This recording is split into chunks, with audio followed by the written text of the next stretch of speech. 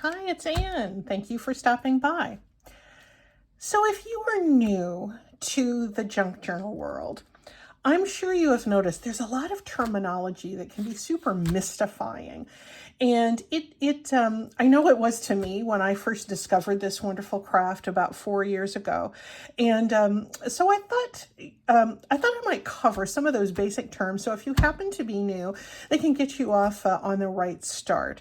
I follow several Facebook pages on junk journaling, and I notice a lot of repeated questions that come up again and again from folks who are brand new, and they're all perfectly valid questions. So I'm going to go through that list. I put a list together based on things that I have seen frequently come up in the Facebook groups, and also things that I remember wondering about when I first found my way down this wonderful rabbit hole 4 years ago. If you are a seasoned junk journaler, you have a lot that you can contribute to this video as well, because if you have things you'd like to elaborate on, or there could be terminology that I haven't included in this list, I think I have 12 things that I'm going to try to demystify. You can add to that in the comments below. And it's all for the good. It's all for helping people get quickly oriented to this craft and then get into making those journals, which is what we all want to do. So let's begin. The first question that I see over and over again, and it's a very valid question, I had it myself, is what is a masterboard? Well, let's talk about that. These are masterboards. A masterboard is a sort of just an informal collage, something that where you paste smaller pieces of paper down onto a larger paper base or substrate. This was a magazine page. This was a piece of scrapbook paper. This was another piece of scrapbook paper. A masterboard is this kind of collage that you make with the intention of cutting it down to be smaller things. That's what a masterboard is. You never intend it to stay together like this. It's not like a page in an art journal. It's made intending to be cut up. And they're so wonderful. They're a great way to start, because you just paste stuff down willy-nilly. You can do it really, really neutral with all text like this one. You can add a little bit of mixed media if you want. I put a thin layer of gesso on this one, put a thin layer of Mod Podge on this one. I tend to use a lot of neutrals, and neutral masterboards are really simple, or really useful, but they can be colorful too. This looks a little bit weird because the colors are just, a little herky-jerky. But if you cut this down into smaller units, it's amazing what they can become. I did this one just partially so you can see. This is a piece of fairly thin scrapbook paper, but I just began gluing these things down, abutting or slightly overlapping the edges, working my way from one side to the other. Sometimes when you make them, you start in all four corners and meet in the middle. There's no real rhyme or reason. It looks a little weird. They look great when they're cut into smaller pieces. What some folks like to do with masterboards is when they do cut them apart, they turn them, oh, sorry for this glare. They turn them over and cut them without looking at the right side, and then you get a delightful surprise. And they almost always turn out just looking great. Here is one example of a journal card. When I say you're gonna make them into other things, you can make them into journal covers. You can make them into journal elements. We're gonna get into defining those elements in a little bit. You can see that this started out being a masterboard. All of these different pieces together, smeared a little gesso along some of the seams, cut it up into pieces, and I had this rectangle. I thought, oh, that would be nice for a journal tag. So I can write about things that happen in my day or in my life in the back, tuck this into a journal, and have something, a nice way to keep that. It's just an interesting way. There's always some visual intrigue with a masterboard because you're bringing many different elements together. Music pages are great to use in a masterboard. Because they're a great weight, but they also add a lot of nice visual interest. Even if you only get, like with this one, just a couple little pieces of it, it really makes it pop. That's what a masterboard is. And so I hope you will enjoy making those. Hope that answers that question. Let's go to the next one. Many people ask, what is a signature? Well, of course, we know a signature is what you sign on documents, but in bookmaking world, a signature is a clump of papers. It is, if you had, just a stack of papers together that you wanted to insert in a book, you would fold. This isn't one I would use for a signature, but just to kind of tell you, you would fold that stack together to form a clump, and then you would stitch through that fold into the spine of your book, and that becomes the signature. Here's a few examples. This is a cute little junk journal that I made out of a pasta box. I can't remember if I've shown you this before, but anyway, I made it a few months ago. It has 3 signatures. You can see here on the spine where I stitched each of those in. Each signature, here's one signature you can see below. Let me bring you a little bit closer. You can see below or between the different signatures. There's all 3 of them. There are 3 clumps there together. Each signature I made out of 7 flat pieces of paper. And then I folded them together, and with each side and front and back, I now have 28 pages in that signature. That's the beauty of the number 4. You take your pieces of your sheets that you lay down flat, fold them in half, multiply that number of sheets by 4, and that's how many pages you will have in that signature. So you can see where I stitched this together here. We're going to talk about that in just a second. There's the outside portion, and there's that signature, and there's 3 of them. This is a little notebook here that's nice for just one signature, if I can get it undone. This is just a little pocket notebook, and it's just one signature. You can see where I stitched it there in the middle, and that thread is kind of blending in. So that is a signature. There we go. Now you know another bookmaking term. Now, how do we get those signatures put into these spines? We use what's called a pamphlet stitch. I see a lot of times people asking, what is a pamphlet stitch? It is used not only for pamphlets, although perhaps that's where it originated, I don't know, but that's how it's known now. It is a very simple stitch.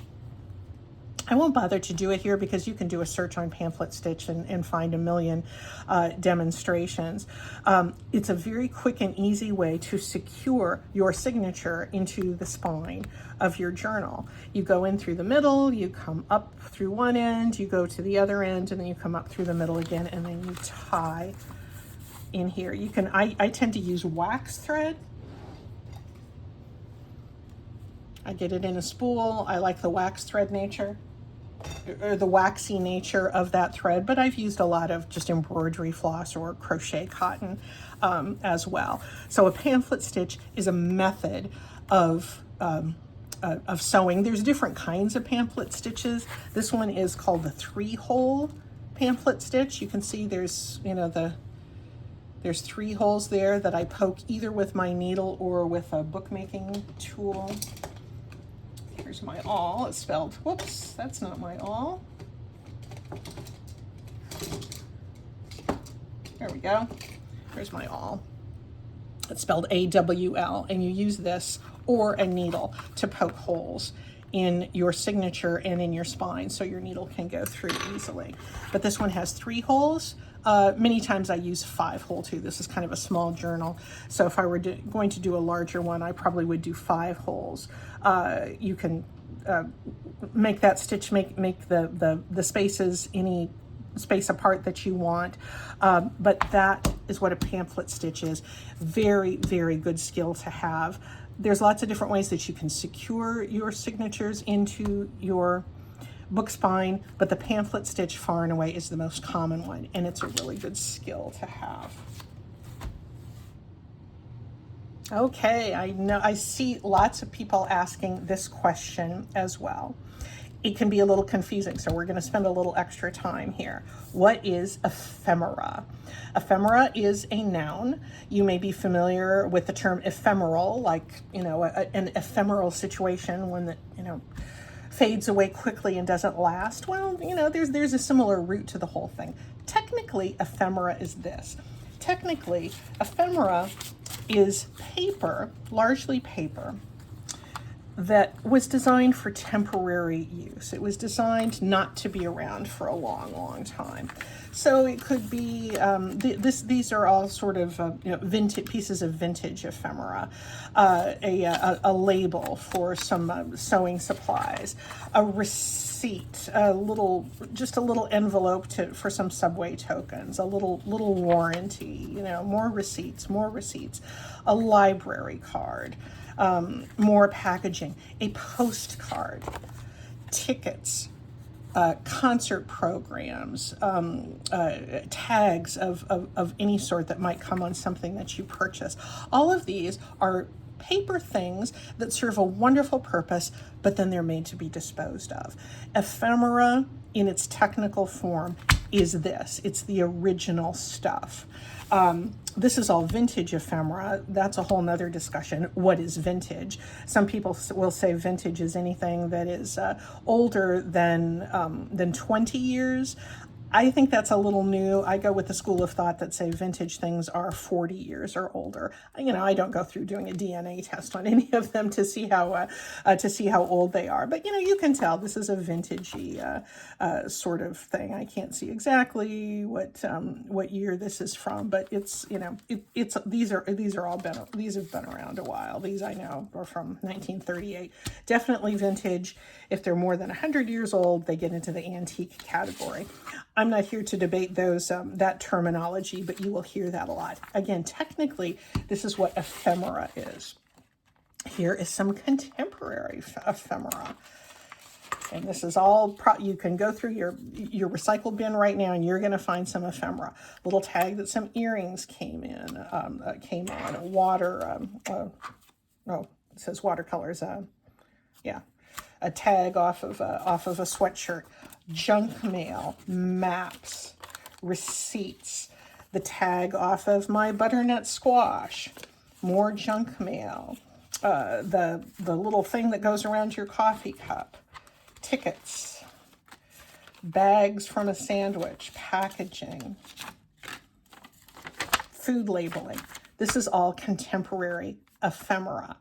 Now, it gets confusing in junk journal world because ephemera means this stuff, and we refer to it particularly in the vintage stuff. Oh, I found all this neat ephemera.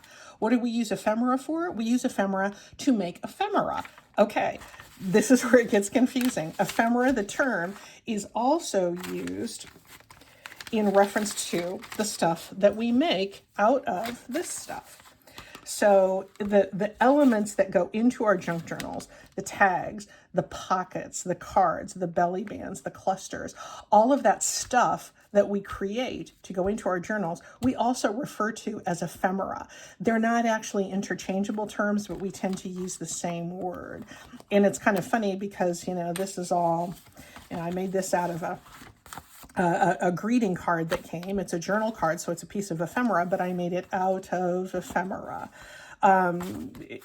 You know, you will see the words used, and it can be super confusing. So anyway, that's ephemera. This is the original stuff, and this is the stuff that we make out of paper and ephemera to create ephemera that goes into our journals. You know, you'll hear people say, oh, this is how I store my ephemera. They might mean the original stuff. They might mean the elements that go into their journals.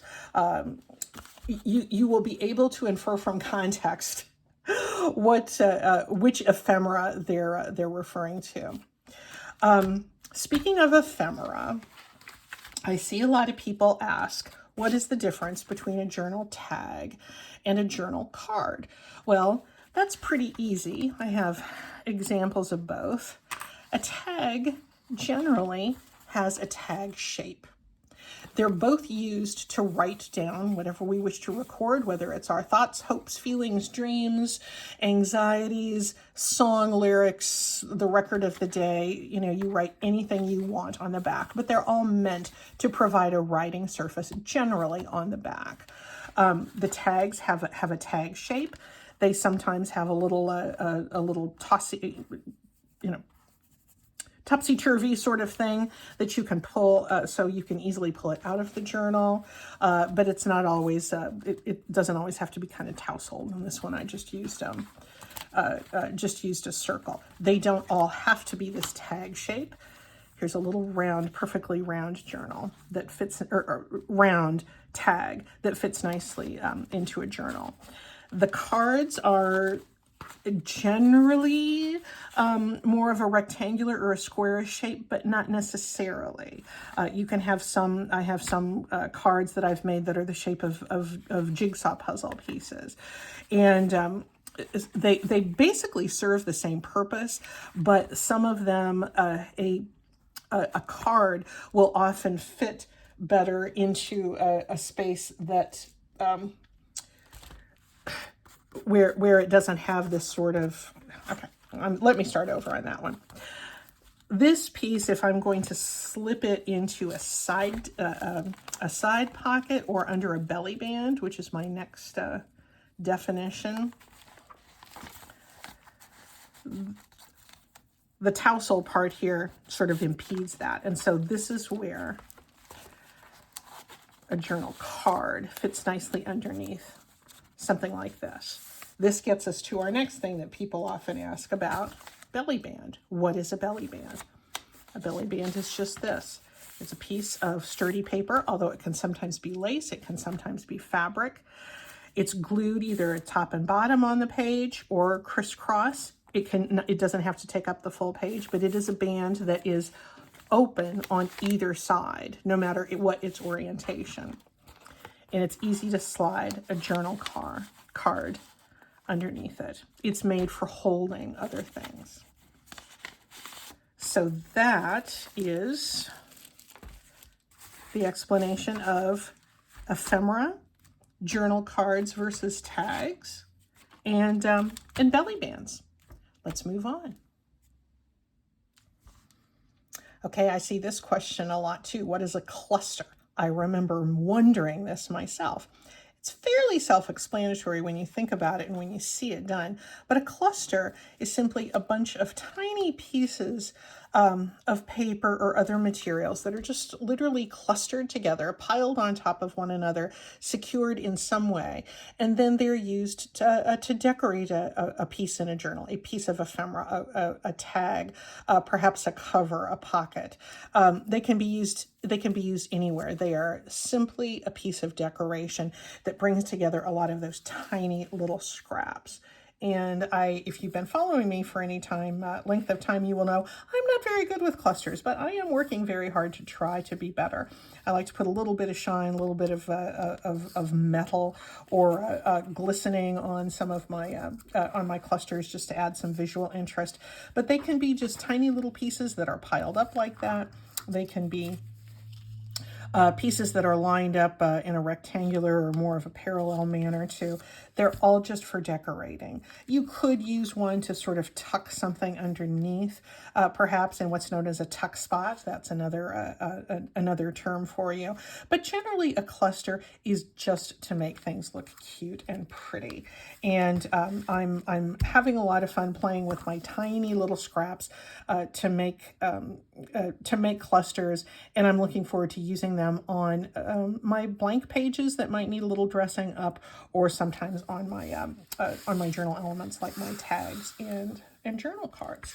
That is the cluster. Let's see. People ask often, what is a digital?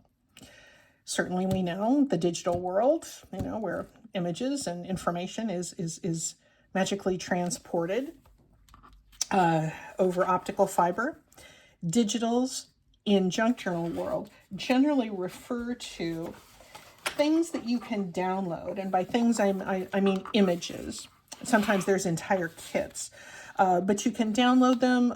Many of our wonderful junk journal leaders in this niche create their own digitals, and then you can purchase them. This is their business, and they do a beautiful job at it. You can purchase the digital image, download it to your own computer. If you have a a color printer, then you can print it out and then you can use this piece in your own journals. I don't have a color printer, so on the rare occasion that I do purchase, or maybe somebody might send me a digital, there are free ones that are out there as well. If I'm going to download and have those printed, I just go to Office Depot and get them printed there, because I really don't want to bother with the fuss and the expense of a color printer. That's just me. Many people really enjoy using digitals, and I don't use them often, but I'm glad I have the ones I have, and I will find a way to use these. This one I believe I got from Tina at Shabby Dabby Doodah. I have a couple here from Mandy at Sunflowers and Doors. This one of Tina's is a full page one, but many of the kits, like this one of Mandy's, has little tags. You can download this, you can print it, you can cut that apart, back it, and then you have a piece that's ready to go right there. There's lots of labels that come in the digital form. Those can be handy to have. This is a sweet one from Louisa Heinzel that I got, I think, last winter. And this is something you could cut apart and just put that on a journal cover, and your journal cover would be done. So many people do enjoy using digitals, but that's what they are. They are electronic files that you purchase the rights to use, print out, and then you can use however you like when you have transformed it from the digital form into the paper form. I see the question a lot about the notion of distress. What is distressing? Well, we talk about that all the time in how we prepare our papers for use in our projects. And generally, to distress something is not to have anxiety over it, but to make it look like it's been around a little bit longer. Grunge it up a little bit. Sometimes it is as simple as using what is called a distress ink, although you can use other ink too. Let me pull out here some of my Lawn Fawn ink. You don't have to use distress ink. It's a good quality ink. I mean, he kind of dominates the market, or Tim Holtz, the manufacturer of this, but still, it's a good thing to have. I have this little applicator. I think this is also a Tim Holtz brand. There's a little, pull this off. It has like Velcro on it, and then you can purchase these little sponges that you can put on here and use that until they wear out. But I have also used an old thread spool and glued that little dauber on top of that too. So you don't have to purchase these things. As far as the sponges themselves, I've gotten by for a long time just using little makeup sponges. So again, you don't have to purchase this stuff to actually do the distressing. No need to become distressed over distressing. But let's just show you how that works. I'm just going to use this little dauber, and let's just say I want to distress the edges of this. I like to have a torn edge because it picks up this ink really well. And just a little bit of swooshing along the edge here makes it look like this paper's been around a while. It has a bit of a soul. It has an intriguing history. People have handled this piece of paper. It's been through the ringer a time or two, but yet it's still here. There's just something sort of something you can't quite put your finger on, but you just know that this looks more visually interesting. And if it's next to something else, look how that pops with that little bit of that distressed edge. Let's say we wanted it to look even more grungy. So we can get in there and tear that up, and we can really rumple it up, like really a lot. And we just add all kinds of extra tears, and it just looks like, boy, doesn't this little piece of paper have some staying power? It's been, at the bottom of a pirate's chest going round the horn.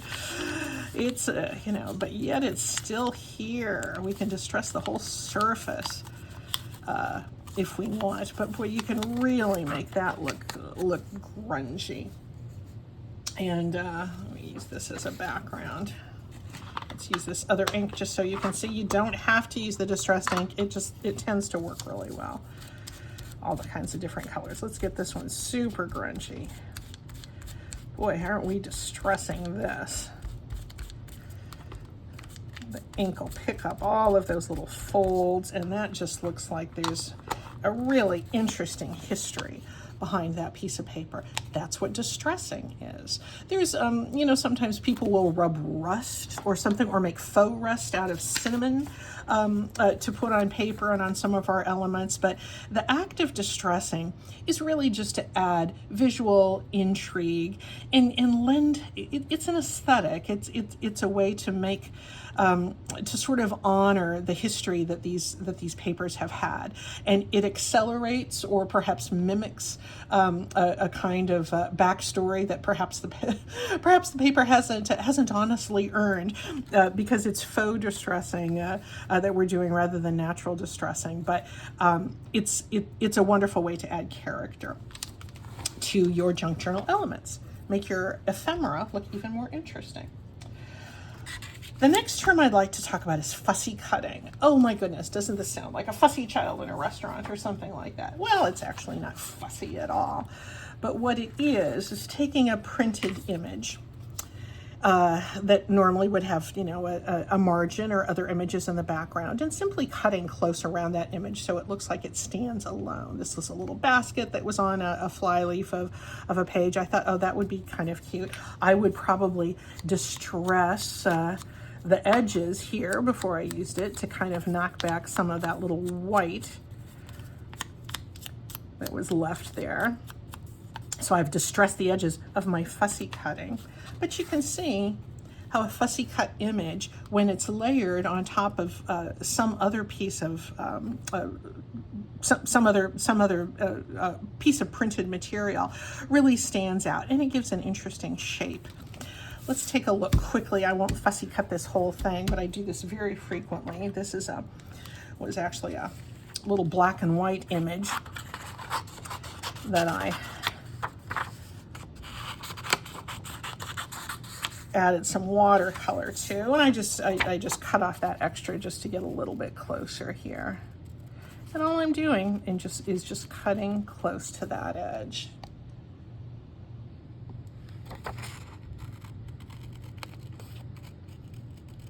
And when I'm done, I'll have a piece that will really stand out on its own without the margin around it. I'm not going to do this whole thing because you get the idea, but this is what fussy cutting is. I suppose you could think of it as being a little bit fussy, but it's not a derogatory term.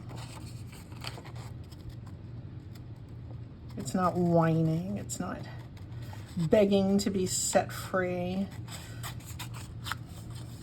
I often cut extra stuff around, and then I'll just go around and do all of this. I think I've had too much coffee today to be really steady with my fussy cutting, but you can see what that one will look like, and it'll stand out all on its own. So that is fussy cutting. I think we can move right along to the next one. Have you heard the term glue book before? This is another one of those terms that actually means two things. One I can show you and one I can't because I don't do it. How I tend to use the term glue book, and I see this very often, if we are going to be collaging something, let's see, let's just say, let's say I'm gonna go, be collaging this little piece on onto something else. I want to get glue all over the edge, all of those little pointy parts, so that they're not sticking out. But I don't want to. Let's say I'm gonna put it on this. I'm not really, but if I were gonna put it there, I want to secure it down there, but I want to make certain that glue is all the way around the edge. I would want to put it on a surface that would let me get all the way to the edge. And I would do it like this. I'm just going to let this dry afterwards because I don't really know where I want to put this, but I'm going all the way around the edge. And it doesn't matter that I'm getting on this surface. I don't want to do it on my work surface because then I'd have to clean it. Now I have glue all the way to the edge of this, and I can put it I can put it nicely down there, and it'll adhere all the way to the edge of that image. I'm going to set this aside and dry because I don't know where I want to actually put that. But this book comes in really handy, giving me a surface to do that gluing. It comes in handy for all kinds of collage too. You know, we get our glue sticks out and we, you know, go all over our piece, and then we affix it to our projects. But what do we have? We have kind of a sticky surface there. Well, we can let it dry and we can use it again. But if we're doing a whole bunch at once, if we use an old book that we're not going to use for anything else, we can just use those pages to do that. Once it's all sticky, I can pull it off and I can fold it in half. And I can use this surface to glue as well until it's so sticky that I either throw it away or I use this doubled up book page to as a base for a journal card or a tag. There's plenty of just pulp printed books that I have that I'm not going to use for anything else, but I liberate them from their spines, and I use them for glue books. So that is a very common use of that term, glue book. Glue book can also be something that you don't throw away. It can be a book upon which you do your own collages and just glue interesting images, things that that spark your interest, things you want to save. A book that you save after you've glued other things into it. But it's largely that sort of art collage kind of context. I would show you one, but I don't have one. If you do searches on glue books, you're likely to find both. You're likely to find the nice pieces of artwork that people save, or the hardworking utility disposable kind that we use when we're doing our collages. Let's go to our last term. I remember being very confused by this initially, and it's the term Gator Mouth. What is a Gator Mouth book? Well, a Gator Mouth is something you kind of end up with if you have really, really filled your junk journal a lot. Let's use this as an example. This is something that is not a gator mouth right now because when it sits, it's pretty even here. The top doesn't stick up like this. However, if over time I decide to add a lot more ephemera into this and things that are a little bit bulky, what's going to happen there? Each of these signatures is going to grow, and the piece is going to end up being too thick to be straight like this, but sort of gaping. Another term, yeah, like a gator mouth, like, you know, and whoops, that's too close. So if the top of your, if the cover of your junk journal is so full that, you know, it's really opening up a lot, the only really difference that makes in the usage of it is if you want a closure, you pretty much just need to tie a ribbon around it. I tend to not like gator mouth journals, so I, do lots of just adding a flat elements or just writing right on the page so that I don't add a lot of extra thickness in, because I don't like to get to that gator mouth stage. I have been known, if I have a journal that I've added a lot to that became a gator mouth, I have been known to slice the spine off, create a new thicker spine, and add that, join those elements together again so that my spine is wider and the gator mouth need no longer be. It's not a derogatory term. It's just it's just a description, actually, of what the junk journal can become. It's also known as chunky monkey. So, but it's it's an outcropping of adding lots of stuff in, so that your spine doesn't lay flat. Those, I think, if you can understand these things, as I know you now do, you have really built a good junk journal vocabulary And you can get started being very, very confident in what you want to accomplish. If you're an experienced junk journaler, please add some of your own terminology below, and we'll just help people learn. Welcome. I'm glad you're here. See you next time.